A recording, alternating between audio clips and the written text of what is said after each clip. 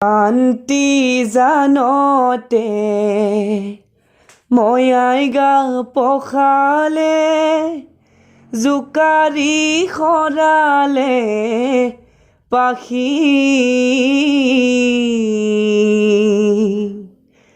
শংকৰ গুৰুৱে বুটলি আনিলে ভাগৱত লিখোগৈ বুলি। হে ৰাম ৰাম শুনা সভাসদ ভাগৱত পদ আত নকৰিবা শংকা।